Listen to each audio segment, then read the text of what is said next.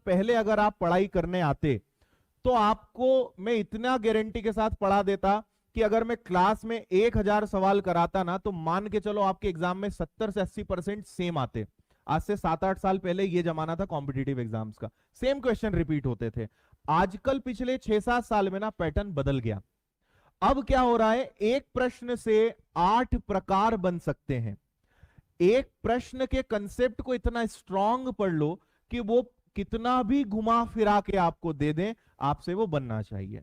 और ये टेक्निक, ऐसा माइंड आपको डेवलप करना पड़ेगा। करेंगे आप लोग मेहनत? देखो मैं आपको और थोड़ा सा उठा के बात समझाता हूं। मैं चाहूं तो पहले दिन आपको बहुत अच्छे अच्छे सपने दिखा सकता हूं, है ना।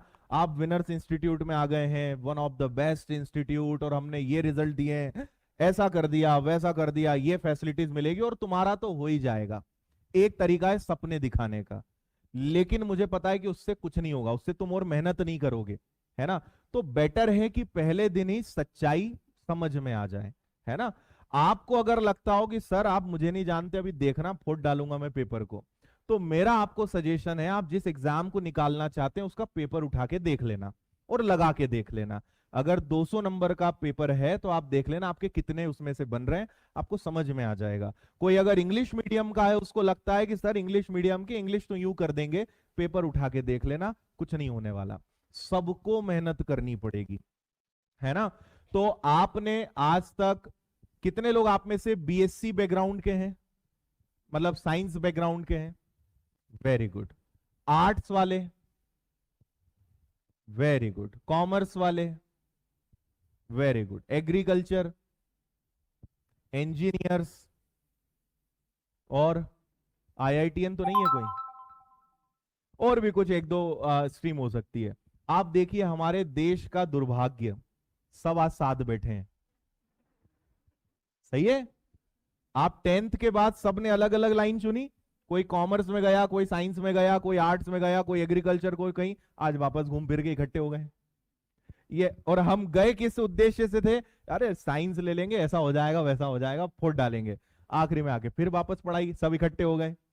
तो कॉम्पिटिटिव एग्जाम्स में आपकी डिग्री, आपके परसेंटेज, आपका कॉलेज कोई कभी नहीं पूछने वाला, है ना।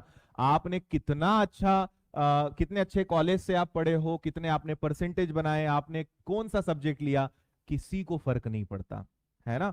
भारत में अगर किसी ने किसी भी विषय से ग्रेजुएशन किया है और अगर वो पास है, तो वो भारत में कलेक्टर बन सकता है।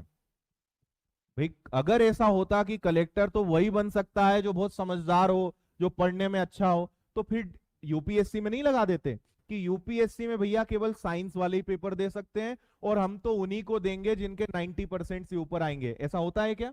ऐसा कर सकते हैं कि नहीं कर सकते?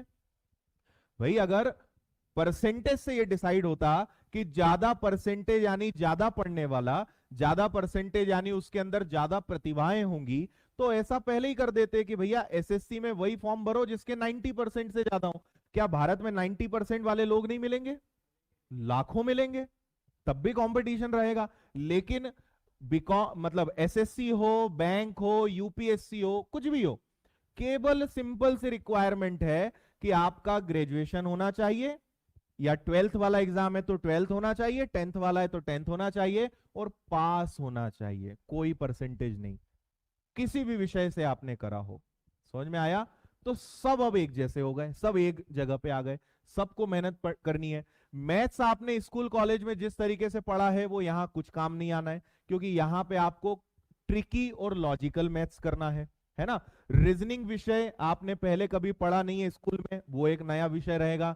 इंग्लिश खूब पढ़ी है लेकिन फिर भी नहीं आती है ना, तो वो भी एक प्रकार से जीरो है। फिर इसके बाद आपका जीएस, यानी हर विषय पर ही आपको दोबारा से काम